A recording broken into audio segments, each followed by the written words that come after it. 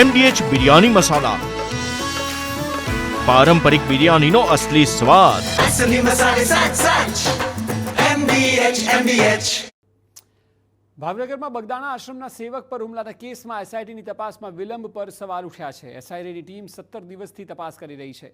ગઈકાલે માયા આહિરના પુત્ર જયરાજની પૂછપરછ કરવામાં આવી હતી. અત્યાર સુધી 13 આરોપીઓની ધરપકડ થઈ છે. 6 આરોપીઓની પૂછપરછ થઈ રહી છે. એસઆઈટી અધિકારી અને રેન્જ આઈજી દ્વારા કંઈ પણ કહેવાનો હાલ ઇનકાર જોવા મળી રહ્યો છે. હુમલાની તપાસ અંગે પોલીસ તરફથી નક્કર માહિતી નથી અપાઈ તેવો પણ ગણગણાટ ઉઠ્યો છે. વધુ માહિતી આપી રહ્યા છે ભાવનગરથી TV9 સંવાદદાતા અજીત ગઢવી. અજીત, છેલ્લા અનેક દિવસોથી તપાસ થઈ રહી છે, હવે તપાસને લઈને પણ સવાલ ઉઠી રહ્યા છે. આપ જણાવો કે હાલ તપાસની પ્રક્રિયા ક્યાં પહોંચી છે?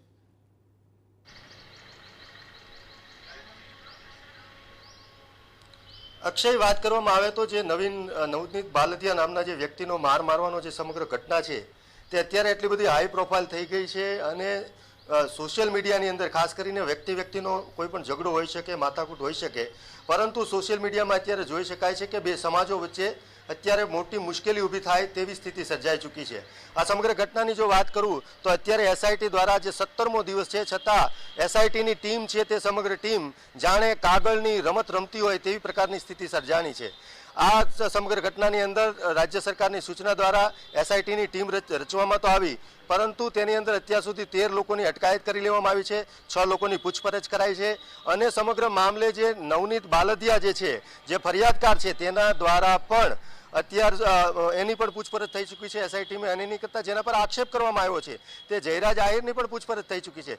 ત્યારે જે એસઆઈટીની ટીમ છે તે કોઈ પણ પ્રકારની માહિતી મીડિયાને નથી આપી, જેને ઓથેન્ટિક નક્કર માહિતી કહી શકાય કે એસઆઈટીની ટીમ શું કરી રહી છે. અત્યારે એટલા બધા આરોપી છે તો શું બુટલેગરો દ્વારા જે હુમલો કરવામાં આવ્યો હતો તો બુટલેગરો જે આરોપી છે અથવા તો જયરાજ આહિર દ્વારા જે આક્ષેપ કરવામાં આવ્યો છે નવનીત બાલદિયા દ્વારા કે જયરાજ આહિર દ્વારા હુમલો કરવામાં આવ્યો છે, તો આરોપી કોણ? શા માટે 17 દિવસ સુધી આ એસઆઈટીની ટીમ શું કરી રહી છે તે સૌથી મોટો સવાલ છે. મીડિયાને શા માટે પૂરી માહિતી નથી આપવામાં આવી? એથી આગળ જો માહિતી વિશેષ વાત કરવામાં આવે તો અમને જે માહિતી મળી રહી છે તે પ્રમાણે ભાવનગરના રેન્જ આઈજી ગૌતમ પરમાર જે છે તે થોડાક દિવસની અંદર જ પોતે લાંબી રજા પર જઈ રહ્યા છે. ત્યારે આ સમગ્ર ઘટનાની તપાસ શું થશે? શા માટે રેન્જ આઈજી દ્વારા ભાવનગરના મીડિયાને જે ઓથેન્ટિક માહિતી કહી શકાય કે આટલા લોકોની પૂછપરછ થઈ છે, શક્યતાઓ શું છે?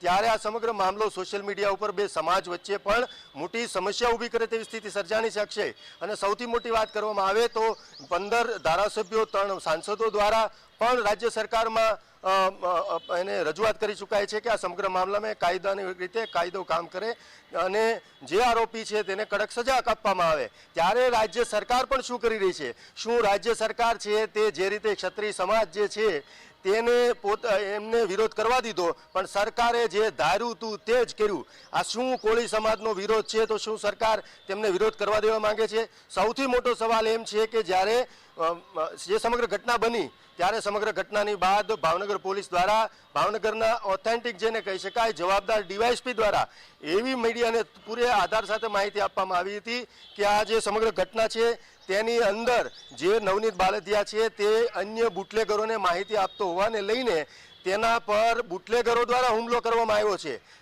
કેસ છે તેને જયરાજ આહિરને ક્લીન ચીટ આપવામાં આવી હતી. હવે જયરાજ આહિરની પણ પૂછપરછ થઈ ચૂકી છે. ત્યારે નવનીત બાલદિયા દ્વારા આક્ષેપ કરવામાં આવ્યો છે કે જે સમગ્ર ટોળું હતું મારવામાં તે જયરાજ આહિર દ્વારા મોકલવામાં આવ્યું હતું. ત્યારે એસઆઈટીની ટીમે તમામ તપાસ થઈ ચૂકી છે. એના જે એવું કહી શકાય કે જે દંડા અને ધોકા જે આપવામાં આવ્યા હતા તેની પણ ધરપકડ થઈ ચૂકી છે. તો એસઆઈટીની ટીમ શા માટે સમગ્ર ઘટનાની અંદર વિલંબ કરી રહી છે? રાજ્ય સરકારને શું નડી રહ્યું છે? સમગ્ર મામલો તાત્કાલિક ધોરણે આટલી બધી જે હત્યાના કેસ હોય તેની અંદર પણ આટલી બધી લાંબી કોઈ ટેકનિકલ મુદ્દો છે જ નહીં. નવનીત બાલદિયાએ 15 આધારો આપ્યા છે, 13 વ્યક્તિની ધરપકડ થઈ છે, 6 વ્યક્તિની પૂછપરછ થઈ ચૂકી છે. જયરાજ આહિરનું પણ સ્ટેટમેન્ટ લઈ ચૂકાયું છે. જયરાજ આહિરે મીડિયા પાસે કાલે સ્પષ્ટ કીધું હતું કે મને પોલીસ જેટલી વાર બોલાવવામાં આવશે પોલીસ દ્વારા એટલી વાર હું હાજર રહીશ અને આજના દિવસે મેં તમામ જે પોલીસે મને પૂછ્યું તે તેમના જવાબ આપવામાં મેં તમામ જવાબ આપ્યા છે અને મને કાયદા ઉપર વિશ્વાસ છે. તો નવનીત બાલદિયા ઉપર હુમલો કરનાર વ્યક્તિ કોણ, કરાવનાર કોણ, તો રાજ્ય સરકારને તાત્કાલિક તપાસમાં શું કામ રસ નથી? એસઆઈટીની ટીમ શું કામ કાગળિયાની રમત રમી રહી છે? આવનારા દિવસોની અંદર ભાવનગરના રેન્જ આઈજી રજા ઉપર જશે તો આ સમગ્ર મામલાની જે પૂછપરછ છે, તપાસ છે, એ કોણ કરશે? અને અત્યારે એવું પણ કહી રહ્યું છે કે ભાવનગરના રાજકીય જે મોટા માથા કહી શકાય તે સમાધાનની પ્રવૃત્તિ કરી રહ્યા છે. તો સમાધાનની પણ કારણ કે જીતુભાઈ વાઘાણીને ત્યાં હીરાભાઈ સોલંકીથી લઈને જે કોળી સમાજના મોટા આગેવાન કહી શકાય તેની પણ બેઠક થઈ ચૂકી છે. ભાવનગરના જે તળાજાના ધારાસભ્ય છે તેના પણ આક્ષેપ થયા હતા કે તળાજાના ગૌતમભાઈ ચૌહાણ છે તેના દ્વારા પણ સમાધાન માટેના કોઈ ફાર્મ હાઉસે બેઠક થઈ ચૂકી છે. જોકે ગૌતમભાઈ સ્પષ્ટતા કરી ચૂક્યા છે કે મારા જે વિરોધી છે તેના દ્વારા આક્ષેપ કરવામાં આવ્યા છે. તો શું સમાધાનની પ્રક્રિયા ચાલી રહી છે? સરકાર સમાધાનની રાહ જોઈ રહી છે કે કોળી સમાજને શાંત કરવા માંગે છે? આ સમગ્ર ઘટના શાંત એટલા માટે પડવી જોઈએ કે નહીતર આહિર સમાજ અને કોળી સમાજ વચ્ચે બહુ આભાર અજીત સમગ્ર માહિતી બદલ.